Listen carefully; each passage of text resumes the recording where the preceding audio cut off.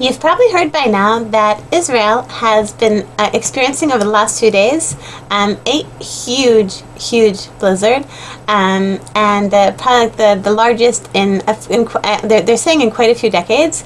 At the height of the storm, I think about 30,000 households lost electrical power, and just whatever. Just in Israel, we're not used to having large amounts of snow and ice, and we just it totally paralyzed large chunks of the whole country, including Nachlaot in Jerusalem, where I live.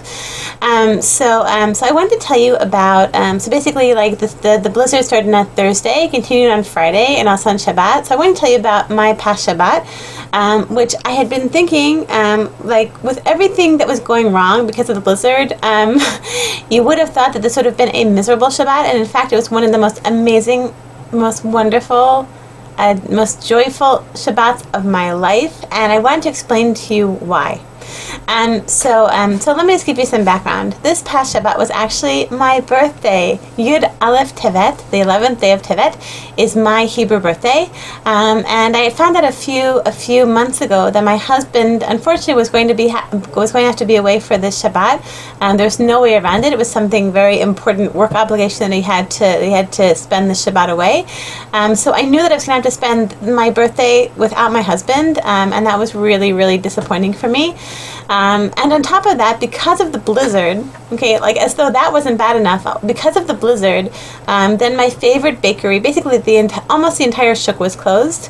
The market where I do my shopping was closed, and so the bakery where I was going to buy myself a birthday cake, like my favorite birthday cake, was closed, so I didn't have my birthday cake. And something that I thought would be like a nice consolation prize for myself, because my husband's away and because whatever, all the things that were going wrong. So I thought that I wanted to go to my favorite shul, which is about maybe a 15-minute walk from my house, to the Slonemer, the shul of the Slonemer Hasidim. And I thought I would go in the evening and in the morning, have my older daughter watch the kids while I went out, and which is something that happens very, very rarely. Very rarely do I actually get to go to shul twice on a Shabbat. And I thought, okay, that'd be like a nice thing to do on the Shabbat, but because of the blizzard, really, you can't move anywhere. It's so, I step outside my house, and just basically like my entire neighborhood is like a solid block of ice. So I definitely couldn't go on a walk, which is like 15-20 minutes away. So even that I couldn't do. It was like everything was just working. It was just like one thing after another. This was just going to be the most miserable Shabbat of the year. Okay, so let me explain to you what happened. Why, in the end, it became such an amazing. I experienced such an amazing Shabbat. So the first thing was that I woke up on Friday morning, and this is going to sound like bad news. Okay, it's bad news. But I wake up on Friday morning, and right away we have we are a family now, Baruch Hashem, with 7 kids. So this very, very short Friday, 8 of us have to take a shower before Shabbat. So I turned 7 in the morning, I turned on the boiler to heat up the water, and it short circuits my entire house. Uh-oh. So I think what happened is that in Israel we have something called a dud shemesh, like a solar water heater, together with the boiler. So when it's too cold, then basically it freezes and the whole thing explodes, I think. So I think that my boiler, which is on our roof, exploded. So we didn't have hot water for my entire family to take showers, for 8 people to take showers before Shabbat. So from very early in the morning, my daughter Mayan, God bless her, she was boiling water in our hot water heater that we use basically to make tea and coffee and stuff. So she's running up and down the stairs. Like every child got a kettle full of hot water mixed with some cold water and like a bucket, and then they would do. Before I got married, before I became religious, I spent a few months living in Indonesia, and this is actually how people take baths in Indonesia. They go like this. They have a bucket, a big thing of water. They take like a cup and they throw it over themselves. So that was what the entire Weisberg family did. This Erev Shabbat. The funny thing was was that because we didn't have our regular thing, because we didn't have our shower, I actually really appreciated it. I was like, wow, well, thank God we have hot water at all. Thank God we have hot water. So actually, I felt like I really, really appreciated the fact that I was able to not exactly take a shower, but that I was able to throw some hot water over myself before Shabbat and get clean before Shabbat, and then like everyone in my family was able to take a bath even just with this hot water in a bucket method, and it made me really feel appreciative of the fact that I was able to take a hot semblance of a shower. The next thing was that during the storm, about 30,000 households around Israel lost power. So 30,000 household, I think translated into people, I think it's almost definitely over 100,000 people if you think a mother, father, and at least one child. So at least 100,000 people were living without electrical power in the middle of this freezing cold blizzard. Okay, and we, thank God, I was so worried that we were going to lose electricity. But so, and even to the extent that around the house, I like set up flashlights all around the house, and like lit flashlights just in case our electricity went off. And I was really bracing myself. We have my favorite food is macaroni and cheese, so it's like my birthday food. So I made myself like these 2 big casseroles of macaroni and cheese for the lunch and Seudat Shishit to have with my family, and I was really just thinking, okay, what's going to happen tomorrow morning? I'm going to wake up on Shabbat morning. There's not going to be any electricity. The house is going to be like a freezer, and I'm going to have to eat cold macaroni and cheese for my birthday. What could be worse than that, So I was really bracing myself for that, and in the end, we didn't lose our electricity. We had electricity the whole time. And even, up until now, we have electricity. And I just want to say, up until now, still about half the people who lost their electricity have it back. But still, there's around 14,000 households around Israel that still do not have electricity. So I want to, Bezat Hashem, I hope that all those families that are lacking, that are still don't have and are still struggling, that all of them that soon everything will be back to normal, and this state of emergency that Israel is sort of in, I hope that very soon we'll be past it. But it really, really made me appreciate that we had electricity, that the house was warm on Shabbat, that we had even hot macaroni and cheese. It made me appreciate. I just felt so appreciative. I just felt like, wow, we have electricity. I can't believe it. And it wasn't only something theoretical that people had lost their electricity, because half of Nachlaot lost electricity. And Nachlaot is divided by a major street called Betzalel, and half of Nachlaot lost electricity, and half of Nachlaot didn't, and my half didn't lose it. So it was something very, very close to me. Like that. I know people who lost electricity, and I didn't. It made me feel, and I felt badly for those families, and but it made me just feel so appreciative for what I have, that I had electricity on Shabbat. The third thing is sort of, I think, the thing which most dramatically affected my mood on Shabbat and gave me such an amazing Shabbat was the following. I had a very, very crazy story. So our street, I overheard somebody walking by our street, like I think a tourist who had come to see the snow was walking by and said, wow, this street is a graveyard for trees. And it definitely is. About a third of the trees, there's many trees. I live on this old street. It's lined with trees. And about a third of the trees have just fallen down. Like our whole street and our whole little playground is just full of branches and trees.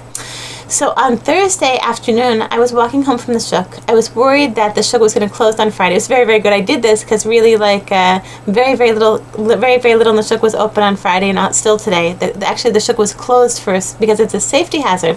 There's so much snow piled on the roof of the shuk. the weight of the snow is breaking the plastic roofing of the clothes shook. So I was actually there this morning. There was basically nothing open. There was just but the army told me the soldiers who were there had blocked off the shook. It's a safety hazard. No one's allowed to go in there. So basically, back to my story. On Thursday morning, I had gone to the shook. I had many bags. I was basically bringing back all of my Shabbat shopping home.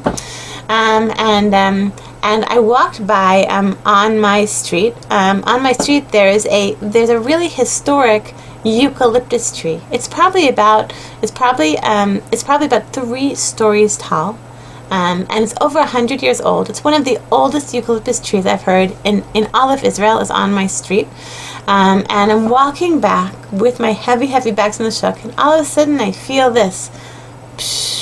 I felt something brush by my face.